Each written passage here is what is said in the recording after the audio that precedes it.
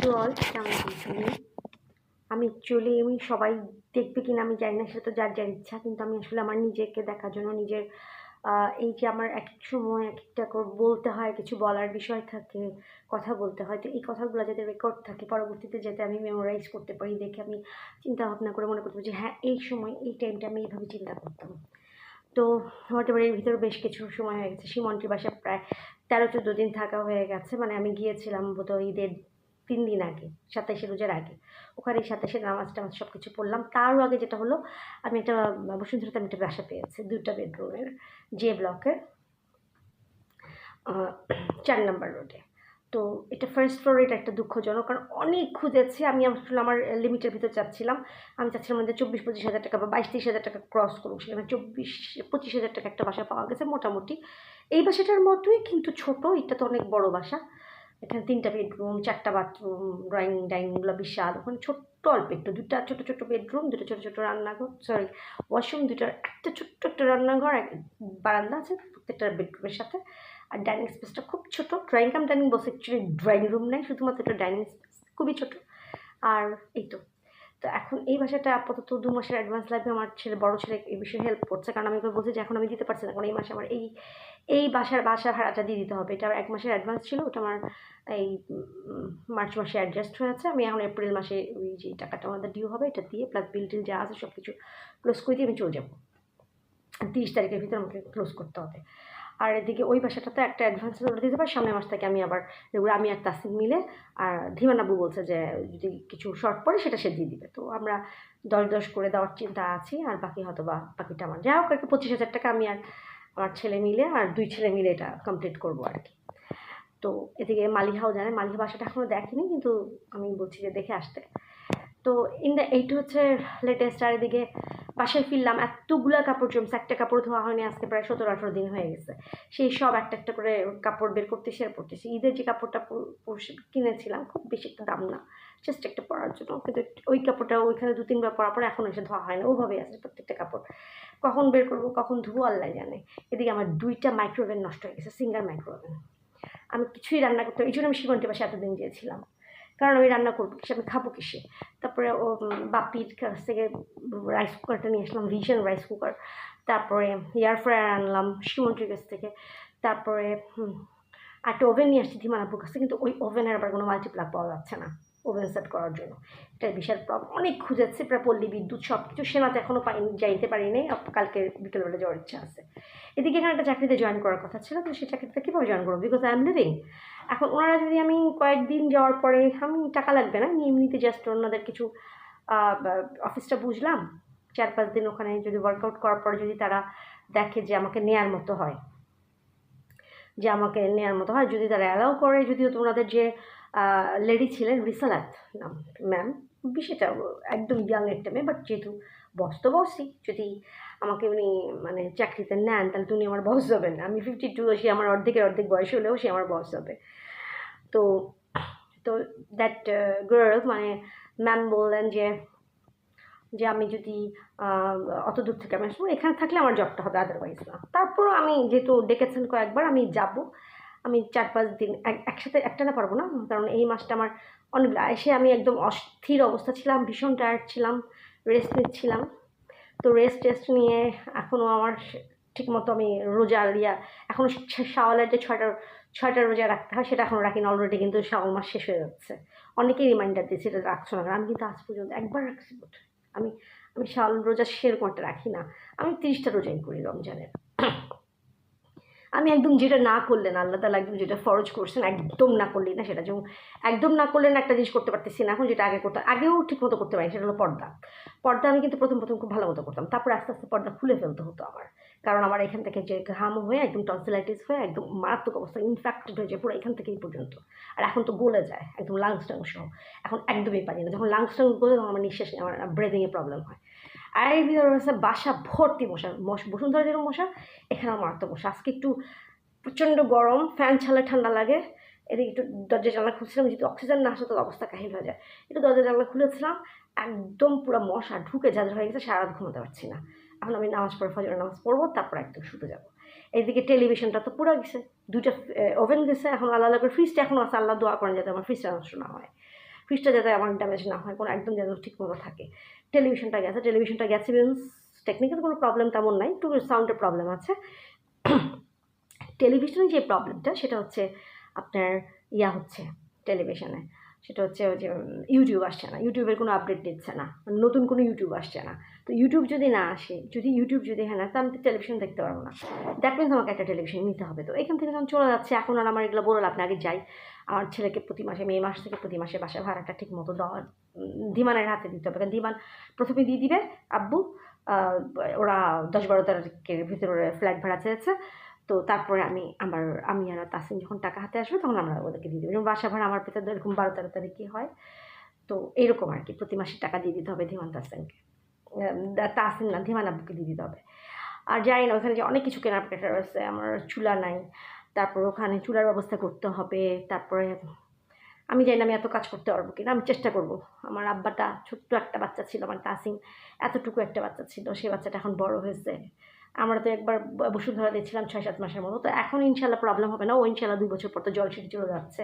তারপরে আমি আবার একা, আমার 2 বাচ্চা চলে যাবে, দেখি জলসিঁড়ির আশেপাশে কোথাও বাসা নিতে পারি বা বসুন্ধরা দিয়ে থাকতে পারি, বেশি তো দূর না, নট মানে লং ডিস্টেন্স, কাছাকাছি আছে। বাট জলসিঁড়িতে গেলে হবে কি যে বাচ্চারা ধরে 16 নম্বর সেক্টরে যদি ওদের বাসায়, আমি পরে শুনলাম 12 নম্বর সেক্টরে, 12-16 যেটাই হোক, যেই সেক্টরে ওদের বাসা থাকবে আমি হয়তো অন্য আরেকটা সেক্টরে যাব যদি যাই, আর নাহলে বসুন্ধরাতেই থাকবো। তো হোয়াট এভার, অথবা আমাদের নয়টা চলে আসবো, এখান থেকে যাওয়া আসা করবো, দুটার একটা, আল্লাহ বলতে পারেন। আর তার আগে হচ্ছে এই বছরের ভিতরে যাচ্ছি তো বসুন্ধরা, চাচ্ছি যে এই বছরের ভিতরে ইউনাইটেড স্টেটসে অথবা ইউরোপিয়ান কোনো একটা কান্ট্রিতে অ্যাপ্লাই করে চলে যাওয়ার চেষ্টা করব।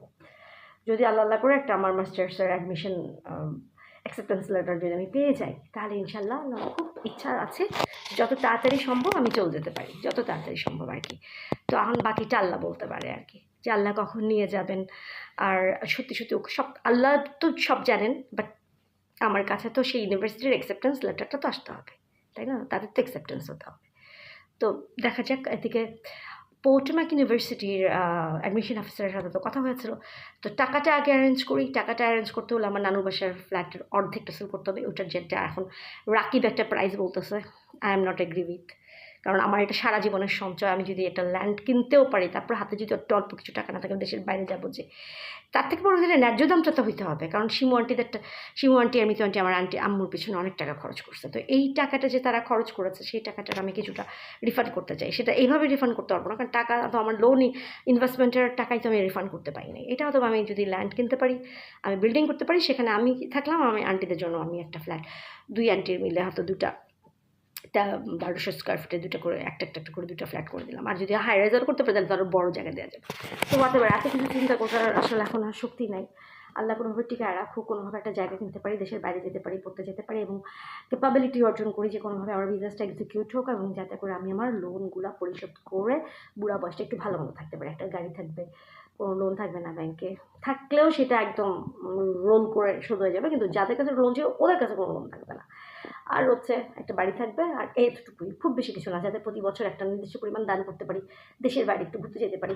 তো এই জিনিসটা আমি চাচ্ছি যে 60-র ভিতরে যাতে এটা আমি অ্যাচিভ করতে পারি। আমি জানি না আমি পারবো কিনা, কারণ আমি অ্যাকচুয়ালি আমি 44-45 থেকে চেষ্টা করতেছি, আমি 52, 7 বছর গল, 7 years গল, বাট আমি তেমন কিছুই আমি অগ্রগতি করতে পারিনি, শুধুমাত্র সব গুছাচ্ছি একটু একটু করে। এদের আম্মু মারা যাওয়া, এটা অনেক দেরি হলো, আম্মু যদি বেঁচে থাকতো আমি তাহলে এতদিন, এটা হচ্ছে 2006, আমি 2006-এর ভিতরে আমি ফ্লাই করতে পারতাম ইউনাইটেড স্টেটস ভিসা পেলে, বাট ইকোনমিক্যালি আমি প্রিপেয়ার্ড হয়ে যেতাম আম্মা বেঁচে থাকলে, কারণ আমরা একসাথে থাকতাম, এতে আর 2টা বছর আমি টাকাটা গুছিয়ে ফেলতে পারতাম। কিন্তু আম্মু মারা যাওয়ার কারণে যে ফ্ল্যাট ভাড়া নিয়ে এক জায়গায় যেতে হবে, এখানে করতে হবে, এইসব কারণে আমি টাকা টোটালি রাখতে পারি না। আমার যে মেটলাইফ ভ্যালিকোর টাকা অলমোস্ট সব ফিনিশ, কারণ আম্মা মারা যাওয়ার কারণে আমার বাসা ভাড়াটা আমাকে দিতে হচ্ছে, যদিও মিতুনটি সাপোর্ট দিচ্ছে, কিন্তু এই সাপোর্টটা দিলেও আমার যে এক্সেস খরচগুলো হচ্ছে, অনেকগুলো এক্সেস খরচ হচ্ছে, যেটা আমার আগে হতো না। আমি নিজের উপরে খেয়েছি, যেটা আম্মুর বাসা থাকতে আমি একবেলা আম্মুর ওখানে খেতাম, আর বাকি টাকাটা হয়তো বাবাকে বিকালবেলা একবেলা আমি আমার টাকা দিয়ে খেতাম, বাট এটাতে আমার টাকা খরচ অনেক কম হতো, অনেক অল্প টাকা খরচ হতো, সেখানে এখন অনেক টাকা বেশি খরচ হয়ে যায়। তারপরে ট্রাভেল এক্সপেন্সেস অনেক বেশি, তো সব কিছু মিলে একদম হুলস্থুল অবস্থা আর কি।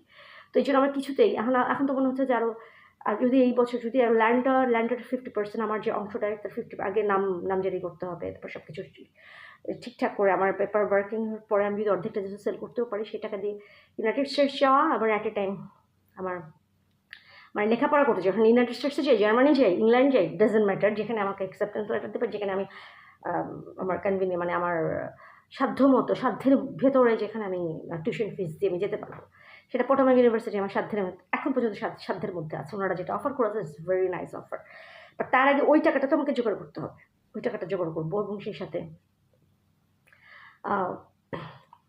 ওই টাকাটা জোগাড় করার পরে আবার ভিসার জন্য দাঁড়াতে হবে। ভিসা যদি আমার না হয় তখন সেটা আলাদা কথা, যে আরেকটা দেশে ট্রাই করলাম, আর ভিসা যদি হয়ে যায় তো চলে যেতে পারলাম। তাসিন আব্বুকে নিয়ে যেতে চাচ্ছি, তাসিন আব্বু ইজ নট রেডি, সে বলছে সে আমার সাথে এখন যাবে না। তখন আমি মালিহাতে বলছি, মালিহাও এখন বলতেছে এই মুহূর্তে যাবে না। আই ডোন্ট নো তারা এখন কবে যাবে। এদিকে আমার মুখের তো তেমন কোনো অগ্রগতি হয়নি, আরও মারাত্মক অবস্থা হয়েছে পুরা। তো হোয়াট এভার, আপনারা সবাই মিলে দোয়া করেন যাতে করে আমি আমার এই টাকাটা জোগাড় করতে পারি, ক্যাশ ইন হ্যান্ড হয়, এবং আমি যাতে দেশের বাইরে যেতে পারি। যেমন শিমন্ডি আছে ইংল্যান্ড তার ছেলেদের কাছে, বাট আমাকে তো পড়তে যেতে হবে, মাস্টার্স করতে যেতে হবে, এবং সেই অ্যাটলিস্ট টাকাটা তো আমাকে জোগাড় করতে হবে। আর টাকাটা জোগাড় করে তারপর আমাকে যাইতে হবে। আর আমার এম এন্ড কিন্তু কখনোই হয় না, আমি am plus I want to believe this whatever. I don't want to, কারণ আমি এখন অ্যাপ্লাই করি না ইউনাইটেড স্টেটস। আমি আগে লেট মি অ্যাপ্লাই ফার্স্ট। আমি যদি অ্যাপ্লাই করার পরে যদি ওরা আমাকে অ্যাকসেপ্ট করে, আমার সব কিছু ওদের রিকোয়ারমেন্ট ফুলফিল করার পরে যদি আমাকে তারা ভিসা দেয়, আলহামদুলিল্লাহ। এটা না হলে অন্য দেশে ট্রাই করবো। আর বিজনেসের জন্য তো মিডল ইস্টে যাবোই ইনশাল্লাহ, যত কিছুই হোক। তো আমার ইয়ার থেকে তো আমাকে সরে যাওয়া যাবে না, যেতে হবে। অস্ট্রেলিয়াতে ট্রাই করা যায়, Australia is a very nice, কিন্তু ওখানটার জন্য আমাকে আইএলটিএসটা করতে হবে। এখন আইএলটিএসের জন্য কিছু টাকা জোগাড় করতে হয়। তো আইএলটিএসের টাইমটা কতদিন থাকে এটা আমাকে জানতে হবে, যে একবার আইএলটিএস করলে আমি কি 2 বছর টাইম পাবো না 1 বছর টাইম পাবো, তাহলে আমি সেটা টার্গেট করে হয়তো আইএলটিএস একটা এক্সামে বসতে পারি। তো বেস্ট হচ্ছে উইদাউট আইএলটিএস, যেরকম পোটোম্যাক আইএলটিএস চায় নাই, আর না আইএলটিএস চেয়েছে, ওদের সাবজেক্ট আছে, আইএলটিএস ছাড়া সাবজেক্ট আছে। তো আইএলটিএস ছাড়া সাবজেক্টে আমি যাওয়ার চেষ্টা করবো আর কি, টাকাটা জোগাড় করতে পারলে। আর নাহলে আইএলটিএস দিলে তো আমি যে অবস্থা ছিলাম তখন আমি 5 পেয়েছিলাম। তো এখন দিলে আশা করতেছি 6.5 7 পাইতে পারি, তো বাকিটা আল্লাহ বলতে পারে, আবার 8 9 পাইতে পারি, এটা আল্লাহর ইচ্ছা সম্পূর্ণ। কারণ ওই সময় যে অ্যাকচুয়ালি যে কোশ্চেনগুলো আসবে, এবং আমার যে লিসনিং, মানে হিয়ারিং, তারপর স্পিকিং, রাইটিং, রিডিং, এইটা যদি একটু আমার কনভিনিয়েন্ট, মানে আমার মন মতো হয়, তাহলে কিন্তু আমার অনেক স্কোর উঠে যাবে। আর যদি ভালো না হয় সেক্ষেত্রে 6.5 এরকমই ব্যান্ড স্কোর এক্সপেক্ট করে বসে থাকতে হবে আর কি, এছাড়া তার কোনো কিছু নেই। তো চেষ্টা করছি, দেখি। আজকে প্রচণ্ড গরম বাড়ছে, দিন একটু পরে নামাজ। ও গড, ঘরের ভিতরে একটা বিশাল তেলাপোকা, সব পাল লাগে, মশা, তেলাপোকা, ইনসাকি ঘোরের বলি প্রচণ্ড মশা। আমি জানি না এখানে মশার ওষুধ দিচ্ছে না কেন, বসুন্ধরার অবস্থা মারাত্মক, একদম খেয়ে ফেলে। এদিকে আমি মশা নেই, মশারি কিনে নিয়ে আসতে হবে, আমি জানি না আমি কখন কিনতে পারবো। ঠিক আছে, আপনারা সবাই মিলে, তখন তেলাপোকা আমি মারতে চাই না, আমি জাস্ট বাইক করে দিব এখন। আর মানুষের সাথে আমার সেদিন আমি স্বপ্নে দেখছি আমার ছেলে তাসিন আব্বুর গায়ে ভর্তি তেলাপোকা, আমি সরাই শেষ করতে পারতেছি না, আমার গায়ে উঠে আসতেছে, আমি সরাচ্ছি। তো তেলাপোকা একদম না, কোনো রকমের ইনসেক্ট, নট অনলি তেলাপোকা, মাকড়সা ইভেন না। অনেকে মাকড়সা নিয়ে অনেক রকম অ্যালার্জিয়াস দাঁড় করায়, হয়তো বা সত্যি আছে, ওই মাকড়সাটা থাকতে পারে। কিন্তু এখনকার যে মাকড়সা, ওইটার সাথে কোনো, যেরকম তখনকার আল্লাহ রসুল মানুষ, আমরাও মানুষ, তার সাথে কি আমাদের তুলনা চলে? ঠিক সেরকম ওই সময়কার মাকড়সা আর এখনকার মাকড়সা কোনো না। তো এখনকার যে কোনো ইনসেক্টে যেটা প্রবলেম করবে, উই ক্যানট অ্যালাউ দিস।